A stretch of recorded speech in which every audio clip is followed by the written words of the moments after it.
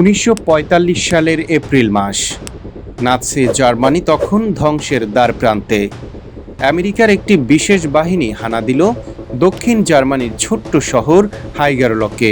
সেখানে একটি পুরনো গির্জার নিচে তারা খুঁজে পেল এক গোপন সুড়ঙ্গ। সুড়ঙ্গের ভেতর ঢুকে তারা যা দেখল তাতে তাদের রক্ত হিম হয়ে গেল। সিলিং থেকে ঝাড়বাতির মতো ঝুলছে 664টি রহস্যময় কালো কিউব। এগুলো ছিল ন্যাচারাল ইউরেনিয়াম। এই গুহাটি নোবেল জয়ী বিজ্ঞানী হাইজেনবার্গ তৈরি করছিলেন হিটলারের পারমাণবিক দানব B8 রিঅ্যাক্টর। কিন্তু প্রশ্ন হলো, জার্মানরা কি আসলেই বোমা বানানোর কাছাকাছি পৌঁছে গিয়েছিল? কেন তারা আমেরিকার আগে পরমাণু বোমা বানাতে পারল না? উত্তরটা বিজ্ঞানে নয়, লুকিয়ে আছে মাটির নিচে এক অদ্ভুত পাথরের ইতিহাসে। আমরা ভাবি আমেরিকা জিতেছে কারণ তাদের ওপেনহাইমার ছিল, কিন্তু জার্মানদের কাছেও জিনিয়াসের অভাব ছিল না। 1938 সালে নিউক্লিয়ার ফিশন বা পরমাণু বিভাজন জার্মানরাই প্রথম আবিষ্কার করেছিল। হিটলারের টিমে ছিলেন কোয়ান্টাম মেকানিক্সের জনক হাইজেনবার্গ। সমস্যাটা ছিল ভূতাত্ত্বিক। একটি পারমাণবিক চেইন রিয়াকশন শুরু করতে হলে রিঅ্যাক্টরকে ক্রিটিক্যালিটি অর্জন করতে হয়। হাইজেনবার্গের কাছে পর্যাপ্ত ইউরেনিয়াম কিউব ছিল না। শুধু তাই নয়, বোমা বানানোর জন্য দরকার উচ্চ মানের ইউরেনিয়াম আকরিক, যার বড় কোনো উৎস জার্মানির দখলে ছিল না। তাদের কাছে যে পাথর ছিল তাতে ইউরেনিয়ামের পরিমাণ ছিল খুবই নগণ্য। প্রায় 750 বছর আগে ইউরোপের খনি শ্রমিকরা রূপা খুঁজতে গিয়ে এক ধরনের কালো ভারী পাথর পেত। তারা দেখত যেখানে এই কালো পাথর থাকে সেখানে রূপর স্তর শেষ হয়ে যায়। তাই তারা এর নাম দিয়েছিল পিচ ব্লেন্ড বা বদনসিবের পাথর। তারা জানতো না এই পাথর থেকে বের হওয়া অদৃশ্য রেডন গ্যাস তাদের ফুসফুসে ক্যান্সার তৈরি করছে। 1989 সালে মার্টিন ক্লাব্রথ এই পাথর থেকে ইউরেনিয়াম আবিষ্কার করেন। এরপর মেরি কুরি এই পাথর থেকেই আবিষ্কার করেন রেডিয়াম। 1938 সাল পর্যন্ত মানুষ ভাবত এটি কেবল গ্লাসে রং করার কাজে লাগে, কিন্তু যখন বোঝা গেল এই পরমাণু ভেঙে শহর ধ্বংস করা সম্ভব, তখন শুরু হলো এই বদনসিবের পাথর দখলের লড়াই। বোমা বানাতে লাগে ইউরেনিয়াম 235, কিন্তু সাধারণ পাথরে এর পরিমাণ থাকে মাত্র 0.02%, অর্থাৎ 1000 কেজি পাথর ভাঙলে আপনি 1 কেজিও কাজের জিনিস পাবেন না। কিন্তু 1915 সালে কঙ্গোর সিঙ্গোলুবুয়ে খনিতে এক অবিশ্বাস্য জিনিস পাওয়া গেল।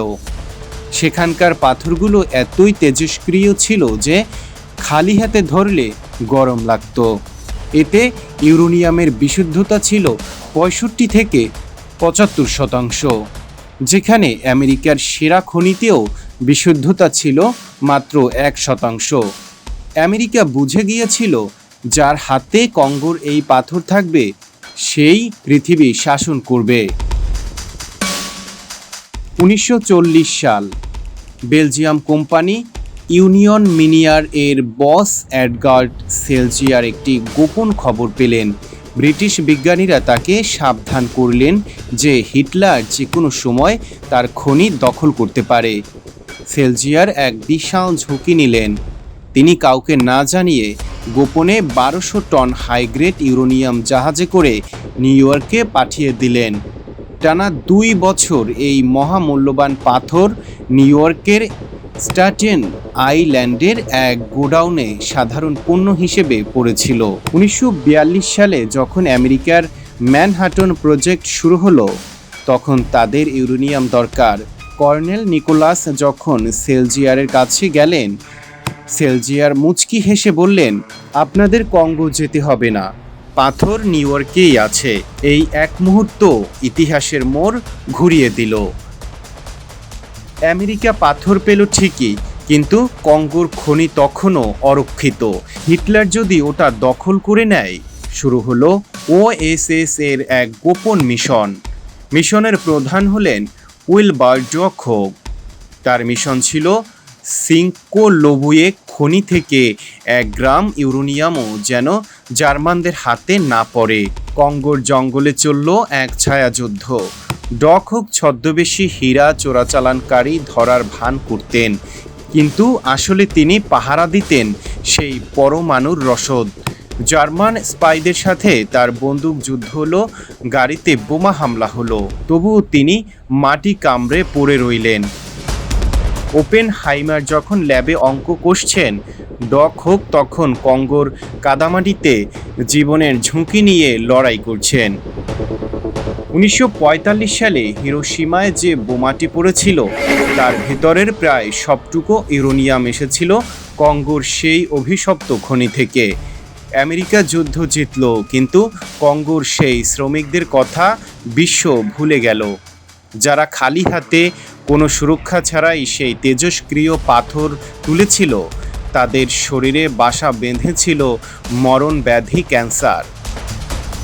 আজ ইউরেনিয়ামকে বলা হয় ক্লিন এনার্জি, এর দাম আকাশচুম্বী, কিন্তু সিঙ্কোলোবুয়ে খনিতে আজও মানুষ দারিদ্র্যের তাড়নায় লুকিয়ে মাটি খুঁড়ছে। ইউরেনিয়াম যা আমাদের দিচ্ছে অসীম শক্তি, আবার একই সাথে দিয়েছে সভ্যতা ধ্বংসের ভয়। এই পাথর কি আসলেই মানুষের জন্য আশীর্বাদ, নাকি সেই প্রাচীন শ্রমিকদের বলা বদনসিবের পাথর? আপনার কি মনে হয়? কমেন্টে জানান। ভিডিওটি ভালো লাগলে শেয়ার করুন। ধন্যবাদ।